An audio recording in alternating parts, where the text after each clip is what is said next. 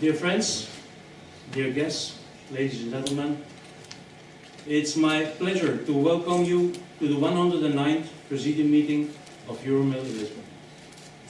First of all, I want to thank EUROMIL's Portuguese member associations for hosting this Presidium meeting.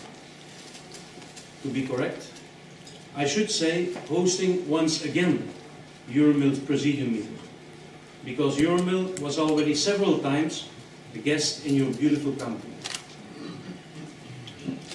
Although EUROMIL's presence here was not always wanted or needed, we just love to be in Lisbon and enjoy your famous hospitality. On several occasions, we participated on invitation of one or several of our member associations in events related to the particular situation that Portuguese military personnel were facing.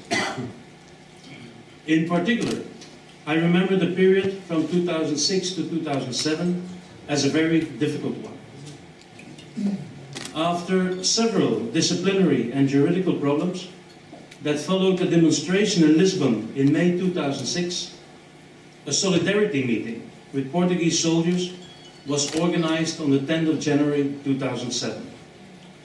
And I remember that we participated at this event together with Irish and Spanish colleagues, and EUROMIL at that time condemned the way that Portuguese soldiers were treated, namely as a second-class citizen.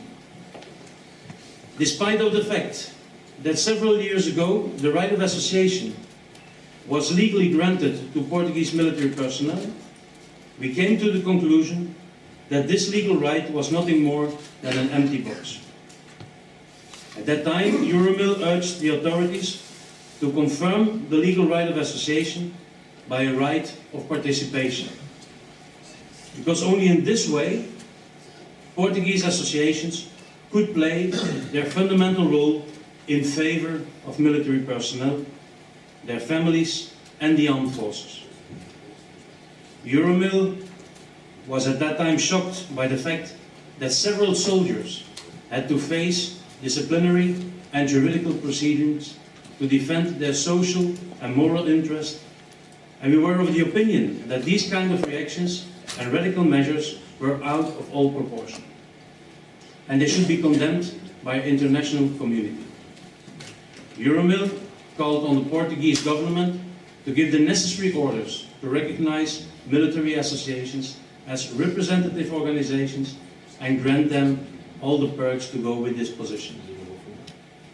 And I will always remember the closing of that meeting when about 15 accused colleagues were presented to participants. This was one of these very emotional moments that I will never forget, because every time it reminds me why we represent military personnel and our armed forces. We should be proud that EUROMIL favors the dialogue instead of confrontation. We tried at that time to mediate through contacts with the defense minister, politicians, visits and letters sent to Portuguese ambassadors all over Europe, and I can only hope that we were a part of the solution. Dear guests, dear friends, time went by and things changed. Nothing is perfect, and things can of course always be better.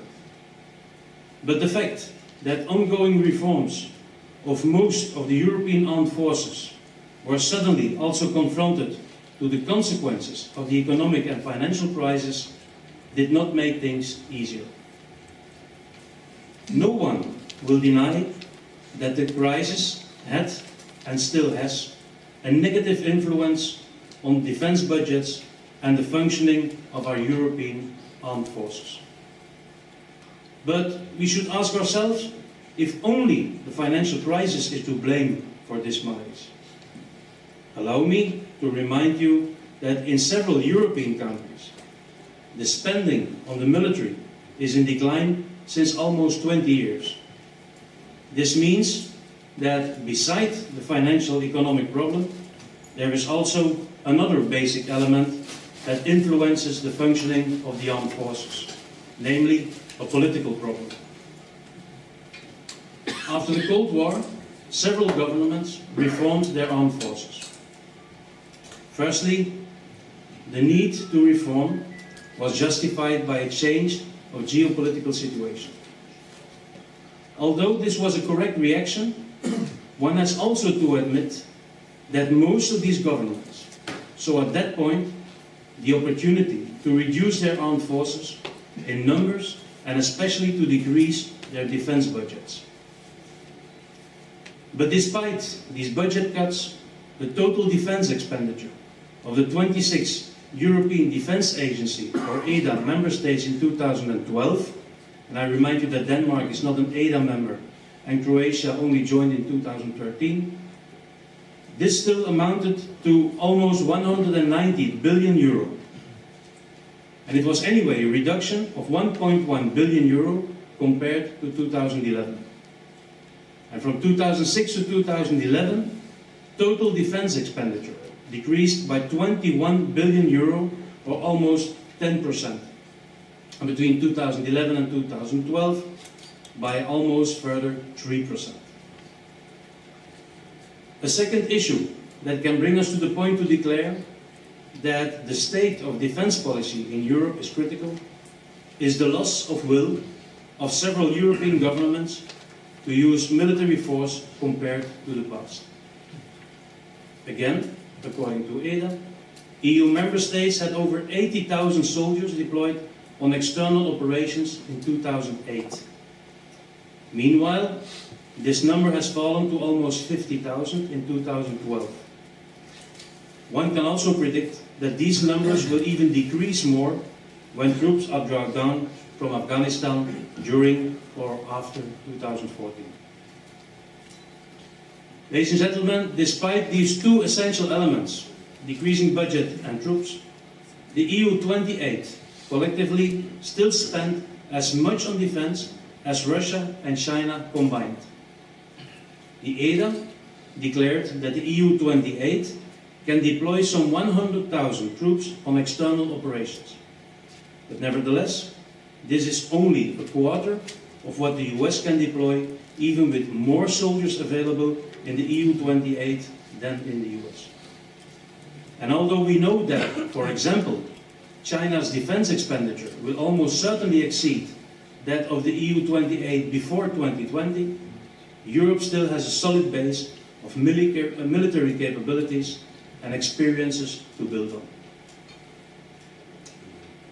Ladies and gentlemen, dear guests, looking back to the result of the European Council Summit of December 2013, it seems that everybody knows the problems and even the solutions, but that not all governments are interested in cooperating. It will be a challenge to push European governments towards a sense of common European interest, and no longer only into their national interest and sovereignty. The development of European military cooperation must be more than a wish to find a solution to spend less military budgets. But we are already happy that one of the conclusions of this summit is that the defense matter will be back on the agenda of a council meeting in 2015. And allow me to quote German MEP Michael Gahler, who is a strong supporter of EUROMIL and a defender of soldiers' rights in the European Parliament. In the latest issue of the European Security and Defense magazine, and I quote Michael Gahler, "There is always a next summit." I personally, and I hope also EUROMIL, share his opinion that the next European Parliament needs to be equipped with a stronger mandate if it is to be a driving force, political advocate and monitoring body that advances development of the common security and defense policy. That these developments can and must be discussed in agreement with NATO, which will also soon update its own political and strategic principles, is undeniable. I think that it's not overreacting when we see, for example, the Ukraine crisis as a wake-up call. Arriving for EU defense ministers' talks in Luxembourg on the 15th of April, NATO Secretary General Anders Fogh Rasmussen said that the Ukraine crisis has amplified the need to strengthen cooperation between NATO, the European Union and close partners. And I quote, "We need to train and exercise more together. For instance, the NATO Response Force and the EU battle groups, so that we stand ready for whatever the future may bring. As we prepare for our Wales summit in September, we have to ensure that we continue to invest in our security. Every ally has a part to play in this effort.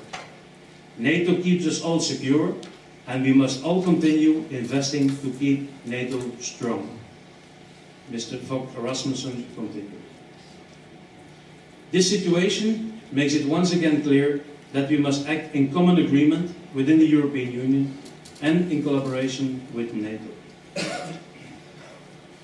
But in review of the 2013 December summit, it was EUROMIL's position that the European Council should not exclude the human factor from its discussion on defence. EUROMIL supports a comprehensive and indivisible approach to security, which includes, among others, a human dimension. Military personnel put their lives at risk for the preservation of some European values and must be treated as citizens in uniform. They deserve the best living and working conditions as any other EU citizen. This implies the need for soldiers serving in EU missions to receive proper training, equipment, and have access to medical facilities as well as social protection.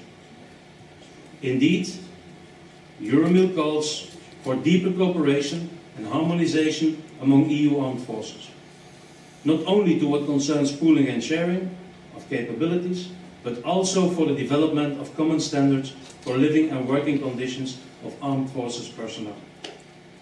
And in this regard, EUROMIL recalls the SAFE project, Synchronized Armed Forces Europe, launched in 2008 by a former President of the European Parliament, Dr. Hans-Gert Pöttering. The SAFE project aimed for a dynamic development of the cooperation of national armed forces towards a closer synchronization and increased Europe-wide division of labor, based on the principle that those who serve together should also train together. Moreover, too many breaches of basic human rights of servicemen and women are still reported in European countries. EUROMIL therefore calls on all EU member states to abide by international legislation and respect the fundamental rights and freedoms, including the freedom of association of their members of the armed forces. Ladies and gentlemen, dear guests, the task of EUROMIL is to promote the social and professional conditions of every single European soldier. We have been doing so since 1972, and we will continue to do so in the future, even if the road is difficult. We must be aware that many challenges will be part of our future, but it's my strong belief that EUROMIL, together with its national representative partners, must and will be part of this future European defence community. Together, we are the best guarantee for European defence forces with well-motivated, socio-economically protected personnel. Ladies and gentlemen, dear friends, before I close my opening speech, I would ask you for a minute of silence to salute and honor our military colleagues from all over the world who lost their life while serving their country, serving their fellow citizens, and protecting our freedom. But also allow me to use this moment of silence to remember and honor our old friend Valerian Nesterov.